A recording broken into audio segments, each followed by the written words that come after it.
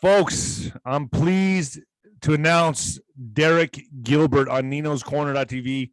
I've been trying to get this guy on for a little bit and finally got him on. He's an author of 4 books, the last one being The Second Coming of Saturn by Derek P. Gilbert. This is basically the occult religion, and he's going to help us, me, and my audience understand more of what the occult religion really is and where it all started, where it all sprung up from, and then how we're in this mess we're in today.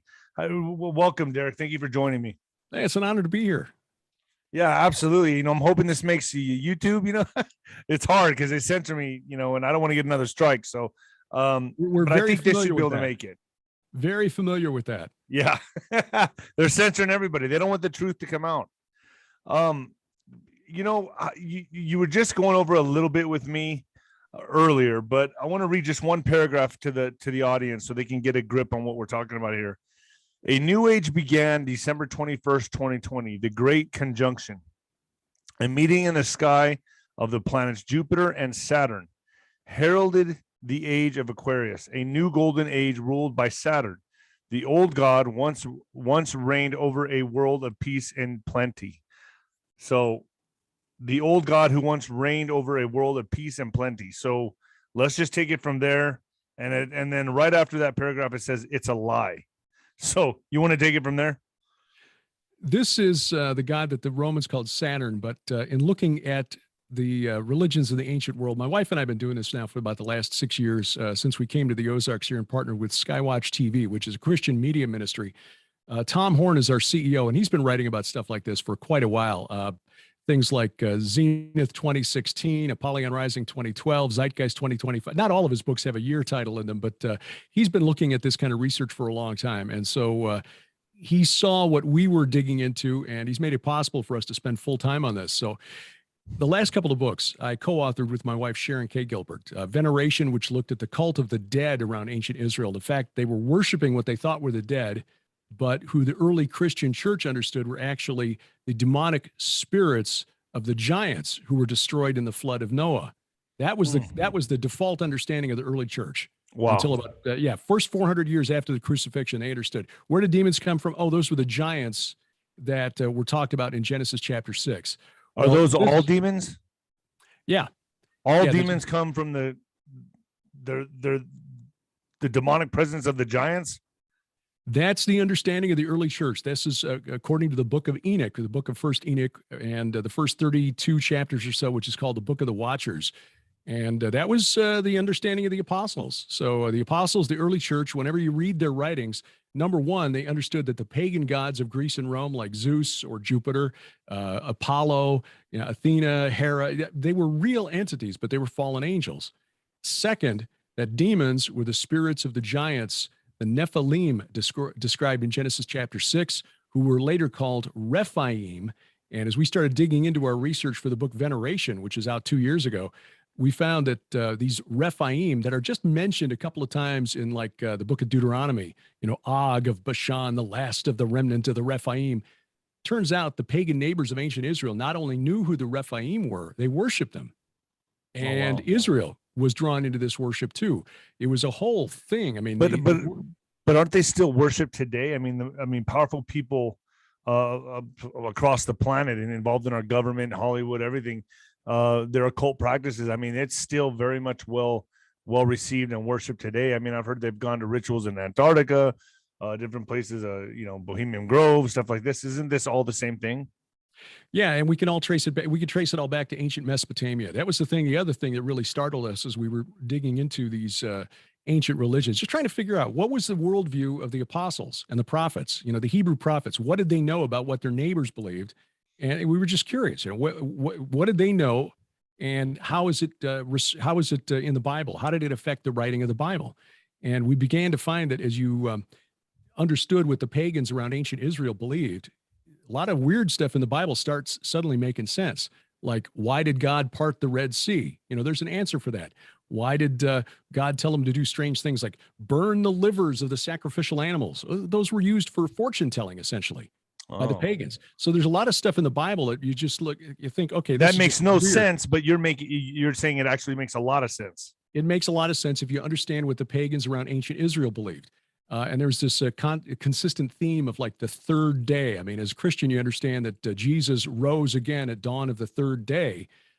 The Rephaim, the spirits of the Nephilim, there are texts that were found from ancient Syria, the Amorite kingdom called Ugarit, which is in northern Syria, actually worshipped the Rephaim. And there were these texts found about 100 years ago, but only translated about 40 years ago. So this is we're like the first generation of access to this information. One of these Rephaim texts describes them as chariot warriors, and they're summoned to a sacrificial meal held in their honor on the summit of Mount Hermon, which is where this rebellion in Genesis 6 is supposed to have taken place. Mount Hermon is the tallest mountain anywhere around Israel. It's right the northern border of Israel and Syria and Lebanon, 9,200 feet. And this is where the Canaanite creator god named El held court with his 70 sons who represented the gods of all the nations. Well, the Rephaim were summoned to this ritual meal in their honor where they would mount their chariots and they would travel one day and then another and then arrive at dawn of the third day. Now, this text was written 1,200 years before the crucifixion of Jesus Christ. But when you read the life of Jesus, you see that before he went to Jerusalem the final time to be sacrificed as our redemptive sacrifice to buy us back from these fallen angels, he ascended Mount Hermon. He was at Caesarea Philippi, which is at the foot of Mount Hermon. And that's where he said to Peter, he asked him that question, who do you say that I am? And Peter said, well, you're the Christ, the Son of the living God. And Jesus said, on this rock I will build my church. Well, guess what? He's standing at the foot of a 9,200-foot mountain that was supposed to be the home of the pagan gods of the Canaanites. So it was a way of taking that back. Exactly. And then he climbed the mountain with Peter and James and John, and he was transfigured into a being of light. Moses and Elijah appear. Jesus was sending a flare into the spirit realm saying, here I am, come get some. And then he goes to Jerusalem and he's sacrificed there. And, and that would be why the occult hate Jesus Christ so much. Yes. Yes. And then at dawn of the third day, he rises up just in reversing this ancient ritual that the spirits of these giants, the Nephilim, the Rephaim, thought that they would trick their or con their followers into doing for them. So he reversed the spell that they had on humanity, the control of humanity. Exactly. Jesus, wow, that's just incredible. And you see this over and over again in the Bible. That's why I love this research. Why did the Israelites march around Jericho in a circle? There's an answer for that. There was an ancient ritual involving circumambulating, ritual circling of the fields that goes back 1,000 years before the Exodus. And it was a city of the moon god in ancient Ur in southeast Iraq. Jericho just happens to be named for the Amorite name of the moon god. So this happens over and over again in the Bible. So as we were pulling on these threads, that's where this came in. Saturn, who I identify as the leader or the chief of the Watchers, the sons of God mentioned in Genesis 6, verses 1 through 4, called Shemiyaza in the book of Enoch. And then I go through and identify all of his other identities all through history. And so right now we are being ruled by the planet Saturn. Am I right in saying that? Or that is what the occultists and New Agers believe. They were looking for the return of a golden age. And this was something that was written by a Roman poet around 40 BC, 40 years before the birth of Jesus Christ, right after the assassination of Julius Caesar. He wrote that now there'll be a new golden age. He was trying to suck up to Octavian, who became Caesar Augustus. I guess when you're a poet in ancient Rome, you need a wealthy sponsor to pay your bills. So he wrote this poem called the Fourth Eclogue. And in that, he wrote, justice returns old Saturn's reign with a new breed of men sent down from heaven. Now, he was referring back to this idea of the ages of man, which comes from a Greek poet named Hesiod, who wrote a lot of what we know about Greek mythology. There was a golden age when Kronos, another name for Saturn, ruled in heaven. And this was the pre-flood era. Then there was a silver age where things weren't quite as good, a bronze age where things got real violent and bloody. And then the current iron age is the one that we live in now. And but they were looking for a return to the golden age when things would be great and life would be wonderful and easy. Well, that great conjunction on the winter solstice of 2020, where Jupiter and Saturn met in the sky, the closest observable conjunction of those two planets in 800 years. They met at 0 degrees of the constellation Aquarius. Why is that relevant? Because Aquarius, that means we're now fully into the age of Aquarius. And Aquarius, according to astrologers, is ruled by the planet Saturn. So they believe this is a new age where things will be less materialistic and more decentralized. And now you and I know that our fortunes are not governed by the movement of the planets in the 100%. sky. But there are a lot of people out there who do, and a lot of them are very wealthy and powerful. I mean, we all remember Nancy Reagan used to set Ronald Reagan's calendar when he was president based on his daily horoscope. So this is not, this shouldn't surprise us, but there are people who believe that this is the essentially the signal that we're entering a new golden age, the great reset that's being pushed by the globalists at the World Economic Forum. But also, in a sense, the Great Awakening. That's the way I see it. That's the golden age for me. That's how I interpret it. Is actually, the joke is on them. Is how I see it, because this is the Great Awakening, and I feel like, we are in. I had no idea we were even in the age of Aquarius right now. So we are legitimately now in the age of Aquarius. Right. And again, Aquarius, the sign, is supposed to be ruled by Saturn, and that's a signal that Jupiter, who had taken over as the king of the pantheon, and this is the way the story goes, and this is a pattern that's repeated over and over in the ancient world: Rome, Greece, Canaan, Babylon, Sumer, Mesopotamia, even northern Mesopotamia, the civilizations of the Hurrians and the Hittites, ancient people who basically faded from history before the birth of Jesus. They had a story where there was an older, like a sky god, who was overthrown by his son, who in some of the stories castrated him. That was the Greek myth of Kronos castrating Uranus. And then he in turn was replaced by his son, the storm god. Jupiter in Rome, Zeus in Greece, Baal in Canaan, Marduk in Babylon, et cetera, et cetera, et cetera. The reason the pattern is the same is because it's a memory of the same story transmitted from culture to culture, but it goes back to ancient Mesopotamia. And this entity, Saturn, Kronos, the Phoenicians called him Baal Haman, the Philistines called him Dagon, same entity, different names. He was cast down to Tartarus. And in fact, that's even mentioned in the Bible. 2 Peter 2, verse 4, Peter writes that God did not spare the angels when they sinned, but cast them into hell. But the word in Greek is Tartarosis. That's Tartarus. That's a different place from Hades, which is where the run-of-the-mill dead went. Tartarus was, to the Greeks, they believed it was as far below Hades as the earth is below heaven. That was a special place reserved for supernatural rebels. And Peter, under the influence of the Holy Spirit, wrote that there were angels in Tartarus. Well, the only sinning angels that we know of, and when you read 2 Peter 2 carefully, and also Jude mentions the same event, it's clear that it was a sexual sin. And the only place in the Bible where that's mentioned is Genesis 6, verses 1 through 4, where the sons of God saw that the daughters of man were fair and took wives of any they chose, and from them came the giants, the men of renown, the mighty men who were of old, the Nephilim.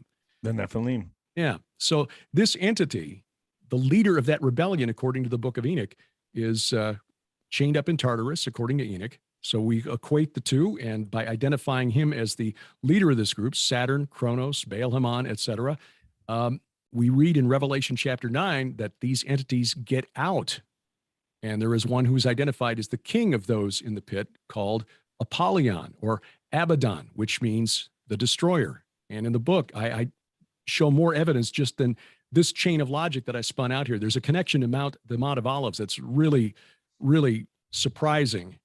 And it explains why Jesus spent the better part of the last week of his life when he wasn't in the temple, on the Temple Mount. He was on the Mount of Olives. And according to prophecy, when he comes back, it will be on the Mount of Olives. And I think that's why it's connected to this entity. I often tell my audience, and I speak about this, and I say, the globalists have been at this for years, if not decades, if not centuries, but really, they've been waiting for this time in human history. According to the stars, they've been waiting for this for thousands of years to rush in this new world order, right? Mm-hmm. I mean, this has been thousands of years of waiting for this time. This is a return to Babel. I mean, Nimrod tried to establish a global kingdom in the post-flood era. And in fact, this even tracks with archaeology, which is really what's amazing. When you look at the archaeological record and compare it against the flow of history, it matches up. There's a period between about 3800 BC and about 3100 BC, where the city that's identified in the Bible as the center of Nimrod's kingdom, Uruk, dominated Mesopotamia. They had outposts in Turkey where they were basically trading, but dominating the locals. Basically, you're going to give us your timber and your copper so we can make weapons, or else. And then at 3100 BC, for some reason, that empire just collapsed all at once.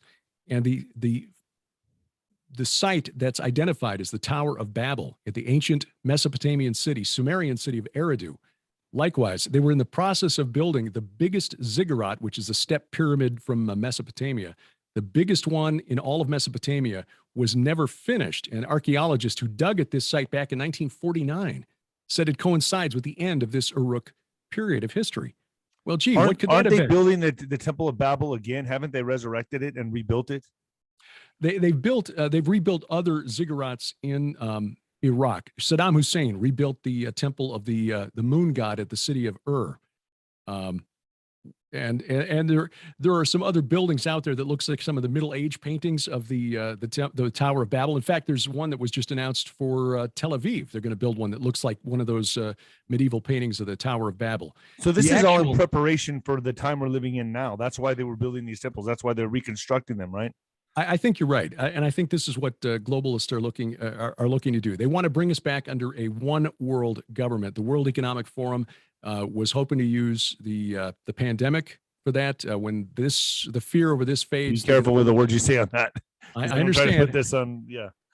I understand, but they're going to move to global warming after this. Climate change. They're going to make that the new hysteria. But the thing that's really struck me about this is I was researching the book, and I should have made a bigger deal of this in the book. I did include this. There was a Roman historian in the 2nd century AD who was describing the festival called the Saturnalia, which was the most popular festival in ancient Rome. And it was devoted to this old god, Saturn, Kronos, El, Shemiyaza, Apollyon, the destroyer. And it reads like the justification for the Great Reset.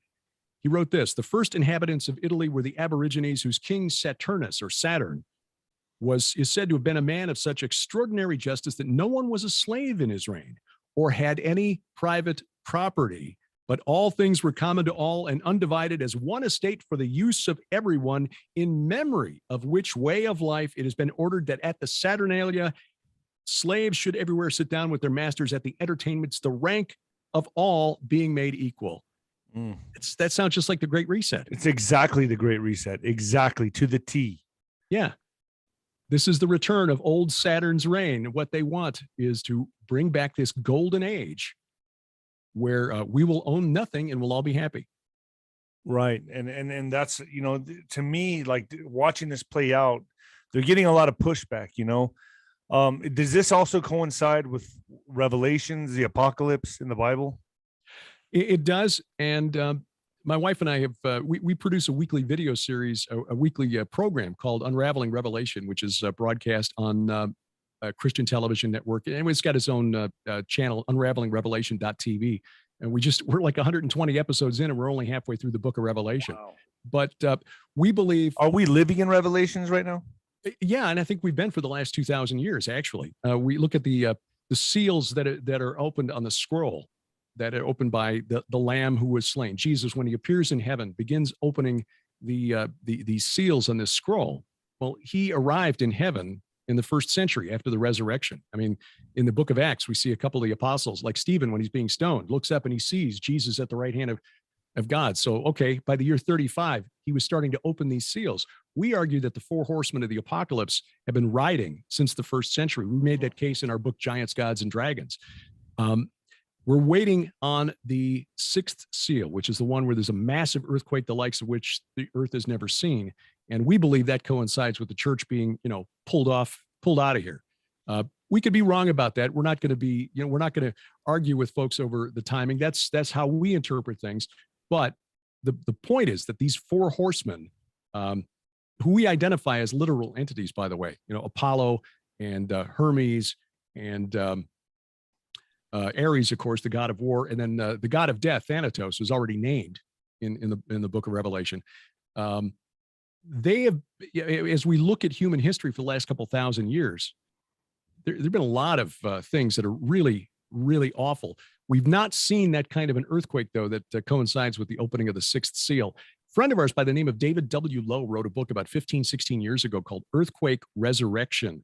And he argued, based on the evidence from the Shroud of Turin, which was presumably the evidence from the energy released by Jesus when he was resurrected, that the resurrection of literally billions of Christians at once would be the energy released to cause this massive earthquake.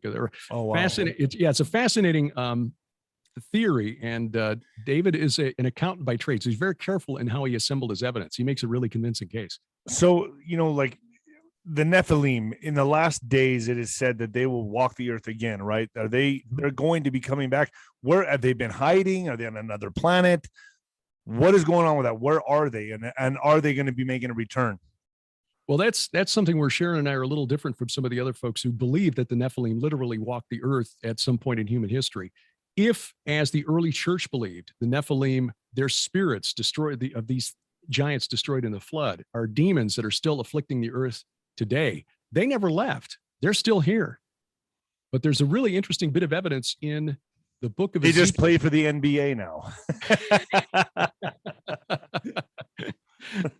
The spirits of these things need to inhabit human bodies in order to interact with us. So physically. Possession. And in Ezekiel 39, as he's describing the end of the war of Gog and Magog, Ezekiel 39, verse 11, God writes he's going to prepare a place for burial in Israel for Gog and his hordes. And it's the valley of the travelers east of the sea. And the key there is that the word traveler is known to the pagans of around ancient Israel. That was a term that was literally applied to the Rephaim spirits because they traveled or crossed over from one realm to another, the land of the dead to the land of the living. And in fact, wow. Mount Nebo, where Moses got his only look at the promised land across from Jericho, my wife and I've been there twice now, and we plan to go back in 2023. That in the book of Deuteronomy is called this mountain of Avarim, Abarim. In Hebrew, that means travelers. This mountain of the demons. That's where Moses got his one look at the promised land. That's where God says the battle of Gog and Magog is going to end. And we explained in our book why we believe Gog, Magog, that war is the war that leads to Armageddon, which will be fought at Jerusalem, not at Megiddo. And that great war is on the horizon.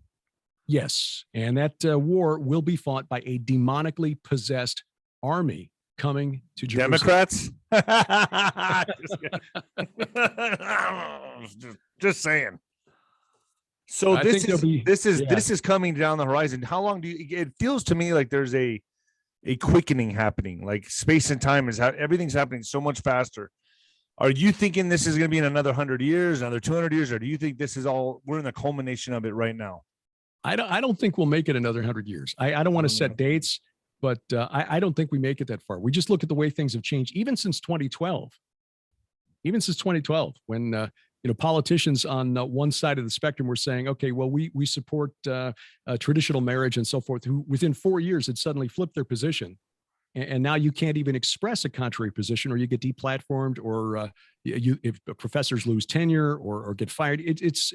Things are happening so quickly that it's hard to imagine that even 20 years ago that we would be where we are right now. And then I think about the younger generations, like how are they going to have a fighting chance? Because they're being brainwashed in these indoctrination camps, which I call the school system, even the church, all of it. They're all being brainwashed. Mainstream media, we're being hit on every side. We're at full war right now, and it's an information war, psychological war, and we're in it right now. Do you agree with that? Yeah, absolutely. And the thing, again, that surprised us as we learned more about the religions of ancient Mesopotamia is that these things that we're seeing happening in America today that are just startling in terms of our definitions of what is a man and what is a woman.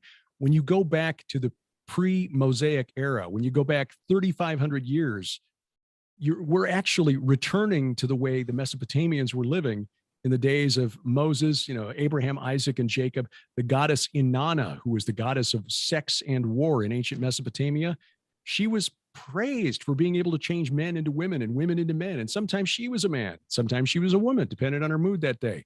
Would that go along the lines of Baphomet? Same sort of thing.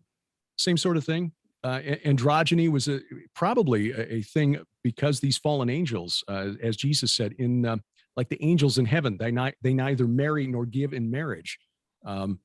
So I suspect they can manifest in our realm any way they choose in order to appeal to us and draw us into their following them.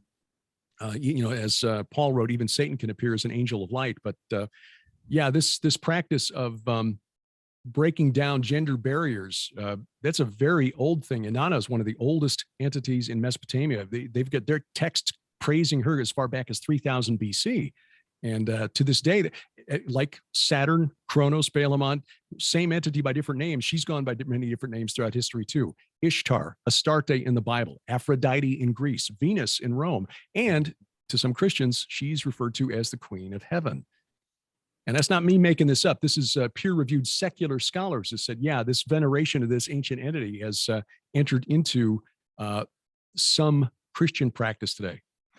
Today's day and age, everything is so confusing. What's right is left, what's up is down. It's like everyone's just confused walking around. Like no one can really believe what's happened to our reality. But it all makes sense if you follow the occult religion, what they're ushering forward, what they're bringing in. It is the second coming of Saturn. And basically what they're doing is after the great conjunction, this is the new heralded age. This is the new age ruled by Saturn and Aquarius. This is it. That's why everything is so upside down for what we were used to. We're now in the culmination of this occult religion. What they believe is the final climax, where they're trying to take us. Right? Absolutely. Absolutely. It's this idea that we can somehow create heaven here on earth through our own works. The joke, however, is that God himself has a greater reset that is coming when he returns to put everything right. In Revelation chapter 9, as this entity gets out of the abyss with his cronies, the destroyer, Apollyon, Abaddon, the Bible tells us they get 5 months, and it will be 5 months only is how long his reign will last.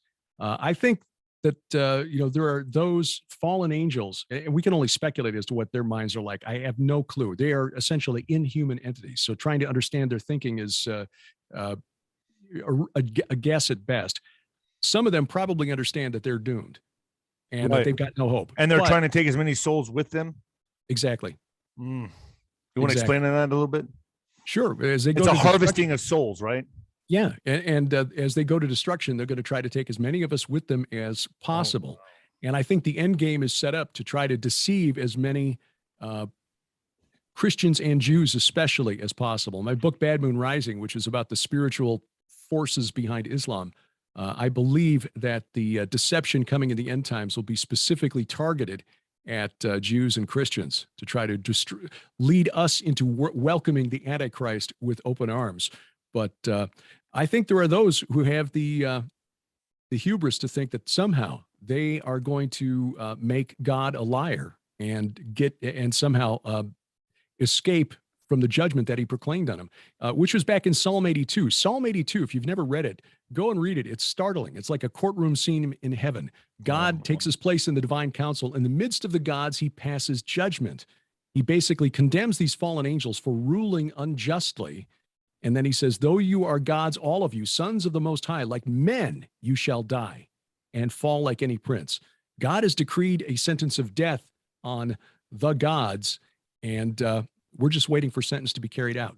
So let me ask you this, when you go look back on the occult religion and their rituals, and then you see something like the Travis Scott concert, you see the mass shooting at the country concert that was in Las Vegas. Mm-hmm. Are those rituals used to bring forth a harvesting of souls? It's hard to say. Because a friend of ours who's a Bible scholar, Dr. Michael Heiser, and he's also a respected ufologist, and he's done a lot of research into that area. And one of the things that we've looked at is the so-called Babylon working of L. Ron Hubbard and Jack Parsons in 1947, which was to bring Scientology, right? Yes.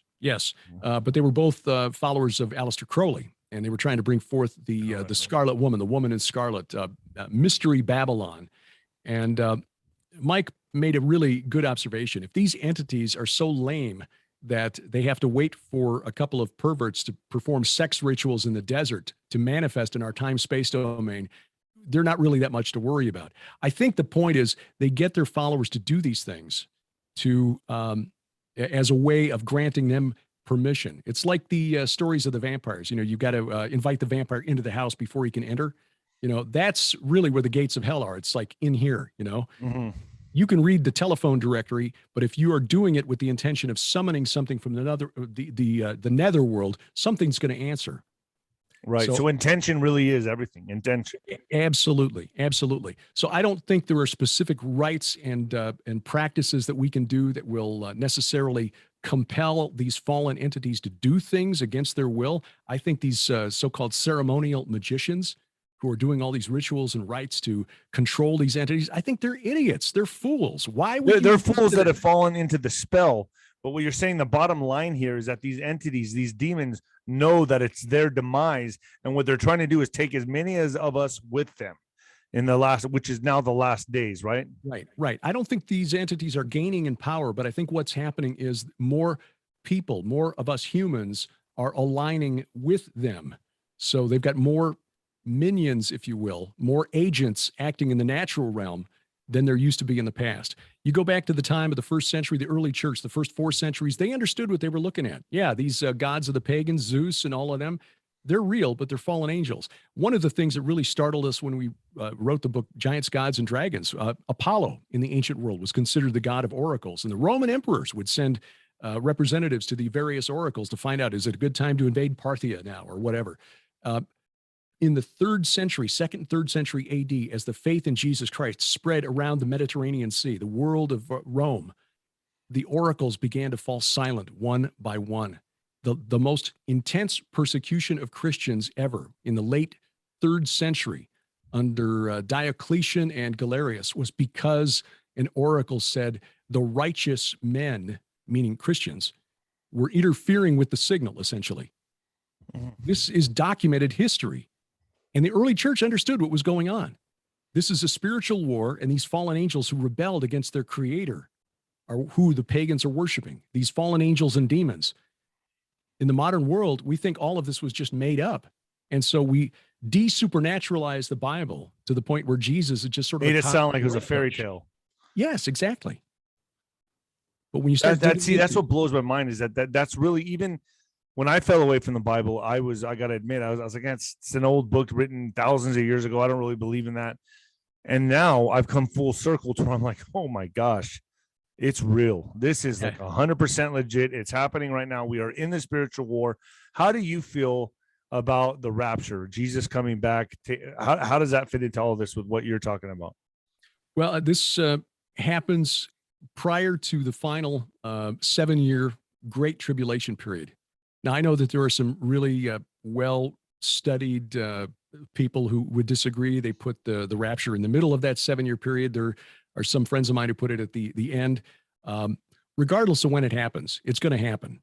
And even if we're here during that 5-month period when Saturn, Shemiaza, Apollyon, same entity, different names, when they get out and they're tormenting humanity to the point that those who do not have the seal of God on their foreheads are longing for death, seeking death, but death will flee from them.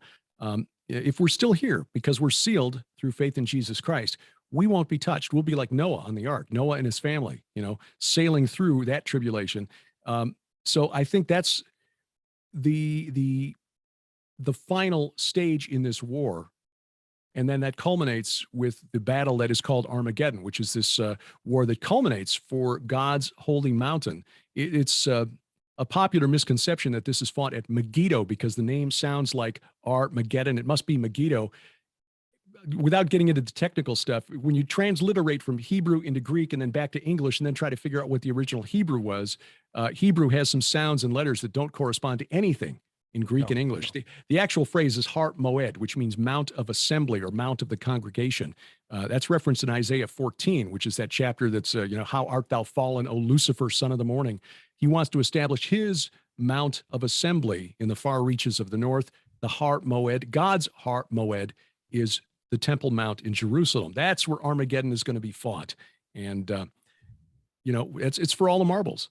The fallen realm want to establish their domain there. And again, that's why I think the Mount of Olives is so important, because Solomon put a temple to this character on the Mount of Olives, which is 200 feet higher than the Temple Mount. When you're on the Mount of Olives, you're looking across the Kidron Valley down on the Temple Mount, which opens to the east. So when you're in the temple, you look out, it's like, oh yeah, there's the Temple of Molech up there.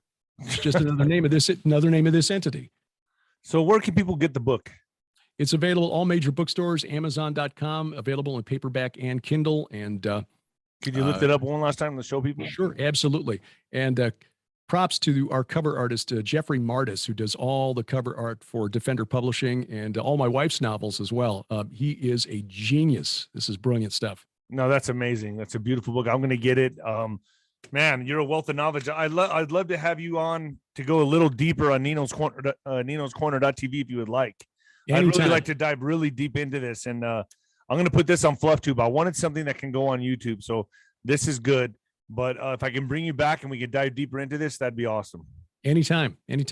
I appreciate you, Derek. Thank you very much. I'm going to premiere this tonight. All right. Well, again, my honor. Love talking about this stuff. So anytime you want me back, just got it. And I'll keep in touch with you, sir. Sounds great. All right. Thank you.